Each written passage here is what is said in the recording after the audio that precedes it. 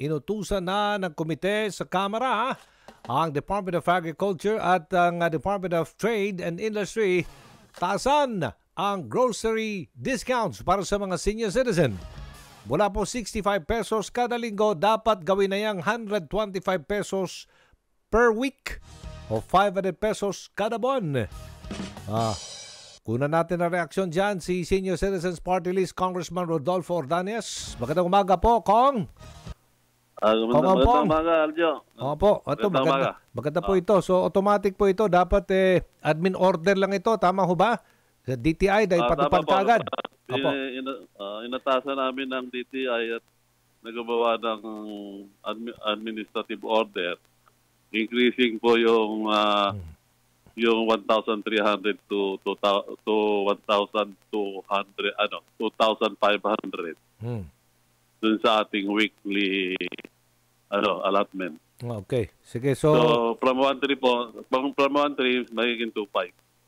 Alright. So, lahat na itong uri ng pwede nang bilhin sa groceries? Meron pa rin yung listahan. Gagawa po siguro kami ng apa. Anong mga, dapat to lahat na ito, pag grocery, no?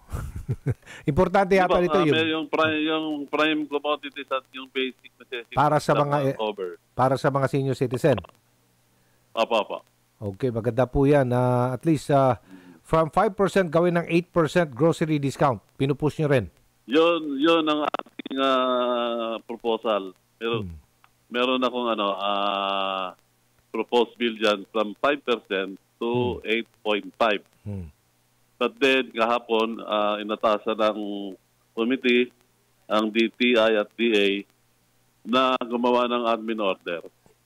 Okay. Paano po kung magkakaroon pa ng public consultation yata dito ang DTI with business sector, mga nagpapatakbo ng mga grocerya? Paano kung hindi sila papayag dito? Sana pumayag sila. Administrative order po yun. Sana pumayag sila dahil yan ay magiging utos ng BPI. Okay, sige. Alright, maraming salamat po, Kong Ompong. Okay. Salamat. Maganda itong panukala po ninyo. Thank you, Basalja. Okay. Thank you.